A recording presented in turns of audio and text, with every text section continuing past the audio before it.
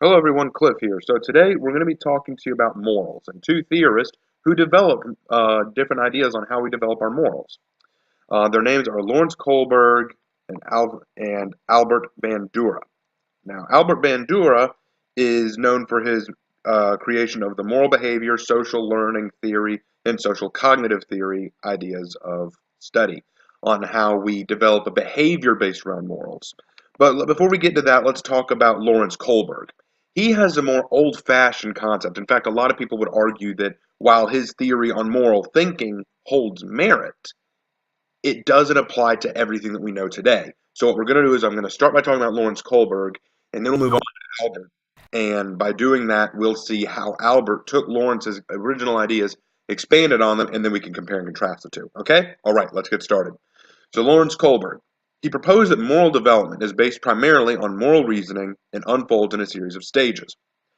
He believed that there were three levels to our conventional. Okay, so the first level, pre-conventional level, no internalization, is when we're children, like toddlers up to preteens. At this point, we go through two stages. The first is punishment and obedience orientation. We understand morals in terms of what we're punished for. So if you do wrong or if you get a spanking, you connect the spanking to doing wrong. And you recognize praise and obedience to doing good. So this is the spanking phase. This is when if I get a spanking for this, it must have been wrong. Pretty easy, right? It's very basic. Then you move on to stage two, which is individualism, instrumental purpose, and exchange. This is the question of what's in it for me. Children ask this all the time because children are selfish. We're all selfish. But eventually a child reaches a very selfish stage where they're saying, why? This is only good if it benefits me. If it doesn't benefit me, it's not necessarily morally good. And that sounds awful. That sounds selfish, but that's a child for you. But that's stage two of the pre-conventional level. The second level is conventional level, intermediate internalization. At this point, we have two more stages. Stage three, mutual interpersonal expectations, relationships, and interpersonal conformity. This is where they value trust, caring, and loyalty to others as a basis for moral judgment. This is the stage where children begin forming moral identities around their parents' moral identities. For example, this is where if you're a Republican or Democrat today because of your parents, this is where that was developed. It's because you base a lot of your morals on the same morals that your parents develop.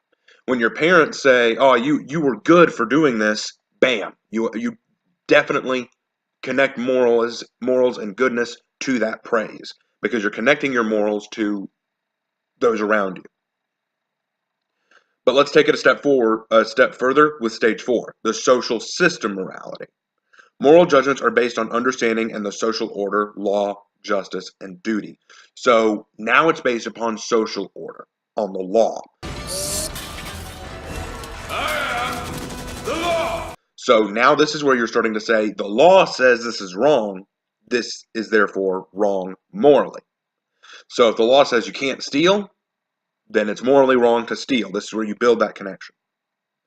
So as you've noticed, from pre-conventional level, it was all about the self. You avoid punishment, it's all about greediness, it's all about yourself. I want, me, mine, now. In the conventional level, you're starting to build your morals around the societal level, around how other people act around you. First it's with parents and close family members, and then it's society itself and the laws it establishes. But now let's move on to level three, the post-conventional level, and this is the point where we've reached adulthood. This is full internalization. This is where it's fully all about what you believe, and we'll see that stage five. Stage five is social contract or utility and individual rights. This is where individuals reason that values, rights, and principles undergird or transcend the law. So basically, your values and your beliefs and your principles are more important than the laws in place. This is where you get such things like, this is why a lot of young adults buy into stuff like V for Vendetta, or heroes who go against the conventional idea of the law. The Clint Eastwood kind of character, if you will. Are you trying to tell me that ballistics can't match the bullet up to this rifle? It does not matter what ballistics can do. This rifle might make a nice souvenir, but it's inadmissible as evidence. And who says that? It's the law. Well, then the law is crazy. the kind of guy who works outside the laws based on his principles. This is why we love them, because we believe them to be morally just, even if they're not lawfully just. And then finally, it moves on to stage 6, the universal ethical principles. This is when the person has developed moral judgments that are based on universal human rights. When faced with the dilemma between law and consciousness, a personal, individual conscience is followed. So let's create an example. This is the Heinz dilemma presented by Kohlberg. Heinz's dilemma. Heinz's wife is dying because of a special kind of cancer. There's only one drug that the doctors think might save her. It is a new formula which a pharmaceutical company in the same town has recently discovered. The drug is very expensive to produce, but the company is charging 10 times the production cost.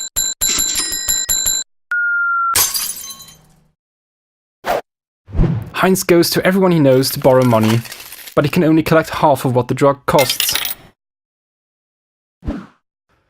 He tells the CEO of the company that his wife is dying and asks him to sell it for less so if he could pay at a later time. But the CEO refuses. He can make no exceptions. The research had been very expensive and the company needs to turn in a profit. What should happen next?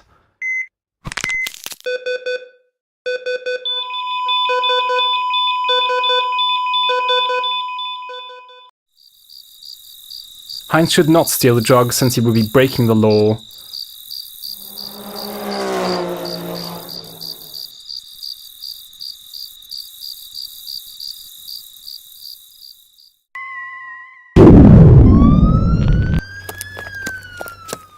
Heinz should steal the drug and accept any prison sentence.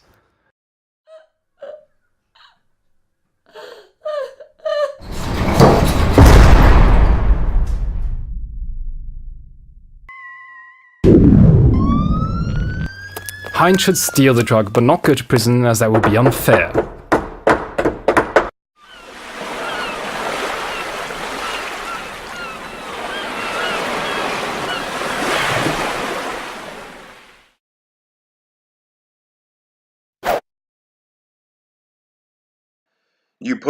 You put the human right of life above the concept of law and consciousness. This is all about the personal. This is about the personal. In an almost kind of funny way, it almost kind of circles back to the personal grounds of morality. I know that's a weird way to put it, but that's the best way I can describe it. It's and stage 5 and stage 6 are so closely linked. It's sometimes hard to tell them apart. But I could almost say stage 5 is a little bit more greedy, whereas stage 6 is more based upon the needs of others. For example, with stage 5, you base it on your own principles and your own values, whereas with universal ethical principles, it's on human rights as a whole, not just you. That's the best way I would look at it. And this all seems to be pretty straightforward, right? But this is moral thinking. This is Lawrence Kohlberg's moral thinking. Now let's take a look at Albert Bandura's moral behavior and social learning theory. In 1977, Albert Bandura said this: "Learning would be exceedingly laborious, not to mention hazardous, if people had to rely solely on the effects of their own actions to inform them what to do. Fortunately, most human behavior is learned observationally through modeling. From observing others, one forms an idea of how new behaviors are performed, and on later occasions, this coded information serves as a guide for action." Now, note the difference here.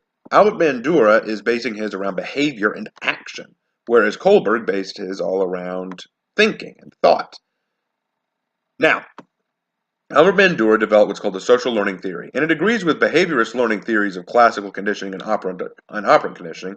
However, he adds 2 important notes.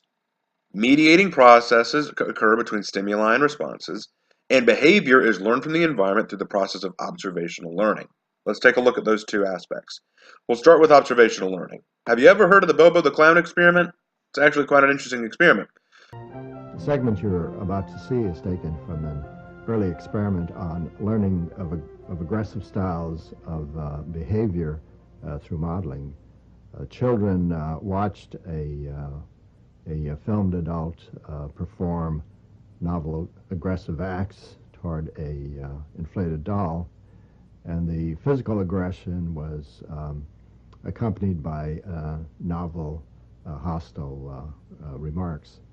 We later measured how much of this modeled aggression the children had learned just by watching.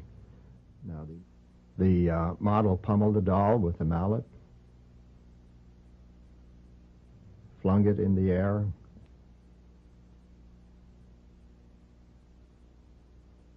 kicked it repeatedly,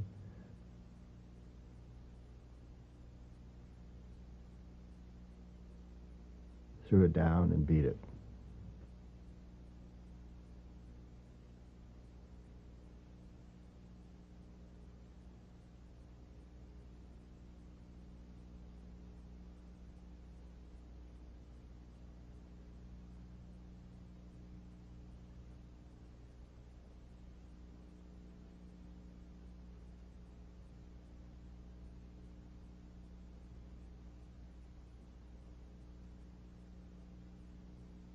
It was once widely believed that seeing others vent aggression would drain the viewer's aggressive drive. As you can see, exposure to aggressive modeling is hardly cathartic. Exposure to aggressive modeling increased attraction to guns, even though it was never modeled. Guns had less appeal to children who had no exposure to the aggressive modeling. The children also picked up the novel hostile language.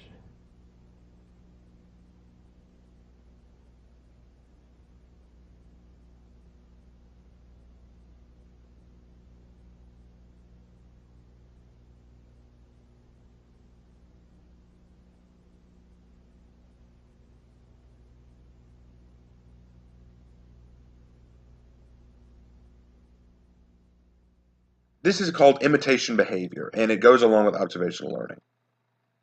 Another way to look at this is if a child sees that another child is being praised for doing a good thing, they may try to do the good thing too, assuming they'll be praised for it. This is observational learning, and in a way, it goes along with the conventional level, level 2, where we learn by observing other people and how they interact. The social system morality, remember, stage 4 of Kohlberg. The difference is that this is taking action. When the child is put into the position where he has to take action, this is the behavior learning. And then the second point, reciprocal determinism. Let's talk about this for a second. This refers to the understanding of the child and environment acting on each other. For example, this would be a child that thinks they're unable to play a musical instrument. Let's say that a child believes they can't play a musical instrument no matter what they do. The behavioral factor is that the child does not play any musical instruments anymore. And then it takes into an environmental factor, is where the child avoids any situations that may require them to display their lack of musical talents. These are the three elements of behavior: the thought, the environment, and the behavior. If you think you cannot play a musical instrument, your behavior will reflect it by you trying not to play it, and then your environment will reflect it because you're trying to avoid any musical instrument so that you don't show off the fact that you can't play it. But if one element changes, the behavior, thought, and environment will change to suit that element. So for example, let's say that you don't think you can play a musical instrument. So you don't play a musical instrument, but you're put into a music class where the classroom requires you to pick up a guitar. Your behavior, therefore, will change because you have to try to play the guitar. And if you do okay playing the guitar, like you get a high grade for how you do on the guitar, your thought process will change. You will now believe, hey, maybe I can play the guitar, and thus a new system of learning is created based on these actions. But I hope you can see the first major difference between Kohlberg and Bandura. Kohlberg is all about how we think about morality and about how we change and learn. Bandura is about the behavior. There was a really cool thing my dad once told me that I want to share with you. He said, you can't change a person's attitude about something. You can't change their thoughts about something. That's impossible. But you can change the behavior. And my teacher in my clinical classroom has a great way to do this. One of the big problems, and those of you who are in the English cohort, you remember Dr. Hamelman and the whole bathroom fiasco? Think about this for a second. Remember when Dr. Hamelman said that a lot of students will try to use bathroom breaks as a way to get out of class? You can't change their attitude that they want to get out of class. You can't change that. You can't change that moralistic opinion, that greedy opinion, but you can change the behavior. My teacher, what she does is she has a bathroom slip. And what she does is when you go to the bathroom, she writes down the time that you went. Then when you come back, she writes down the time you came back and tells you how many minutes you were gone. Now, in between classes, there is a 15-minute break before the class starts. If you go to the bathroom in the middle of her class, She will make you sit in class during that 15-minute break the same amount of time that you were in the bathroom. This way, she discourages staying in the bathroom for long periods of time if you have to go, and going just to get out of class. By doing this, she has changed the behavior by influencing the environment, but not influencing the thought. That makes sense? I think that's a brilliant concept right there. And I think it also shows another big difference. With Bandura, we know we can change it, especially with reciprocal determination and observational learning.